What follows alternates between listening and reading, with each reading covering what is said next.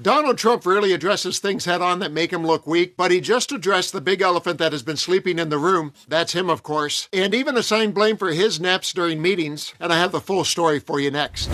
Hello, I'm Dan and welcome to Occupy Democrats. If you're new to the channel, please hit that subscribe button to get all of our reports covering the good humiliations, the bad lies, and ugly chaos in Trump's White House.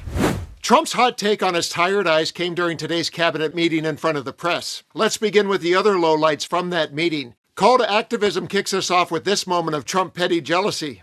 Trump's cabinet is slipping. While Trump usually demands North Korea-style praise and attention from his cabinet, today is whining that they were clapping more for Howard Lutnick than they did for him. Trump is a seriously deranged person. One statistic yesterday that Scott told me is that for the first time ever, tell them about the steel in Japan, that we are now making more steel. Go ahead, please. So yesterday they reported for the first time in 26 years, the United States of America produced more steel than Japan. And that is entirely driven by your tariffs. Amazing. Now think of it.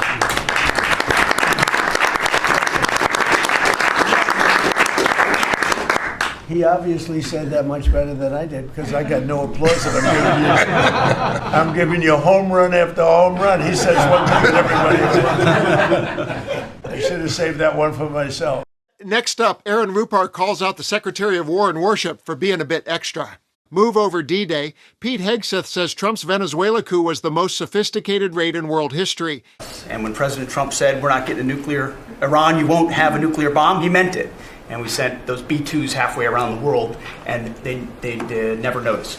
When he said, we're not going to tolerate trafficking drugs anymore in our hemisphere, we treat them like the Al-Qaeda of the Western Hemisphere, he meant it, and we're executing that. When you said, Mr. President, we're securing the border, the military was proud to do their part alongside Homeland Security to do that. Same thing with Iran right now, ensuring that they have all the options to make a deal. They should not pursue nuclear capabilities. We will be prepared to deliver whatever this president expects of the War Department, just like we did this month. No other military in the world could have executed the most sophisticated, powerful raid, not just in American history, I would say in world history.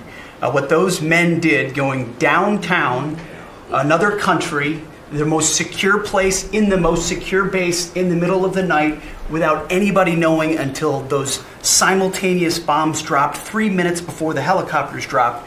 No other country could coordinate that. No other president would have been willing to empower those warriors that way to be that effective.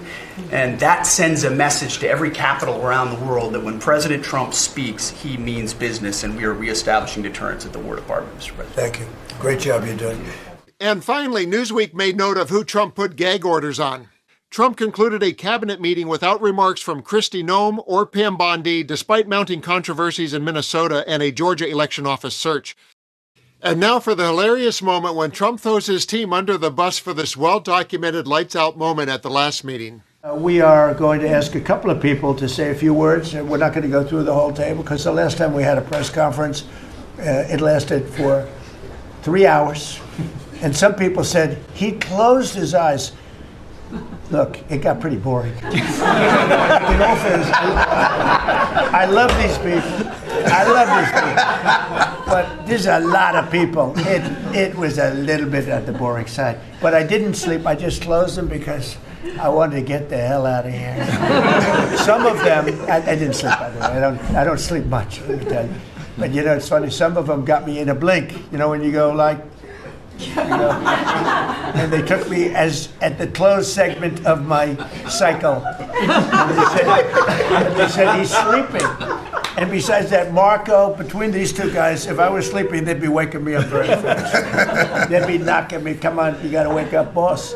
But no, we've had great meetings. Look, we're the most transparent presidency by far, and I love going around the room. Trump falling asleep midday is normal for an 80-year-old. What is not normal is the need of this nation to keep electing 80-year-olds to the highest office. But sleep is probably the least of our concerns. I think he knows his days are numbered, and that's why he's operating with a chainsaw instead of a scalpel. And meanwhile, he starves himself of quality nighttime sleep, and he rages, hopped up on cortisol, the naturally occurring fight-or-flight chemical. Mix those things with the highest level of malignant narcissism, and you have a very dangerous 80-year-old man, at least when he's awake. So please, let the man sleep.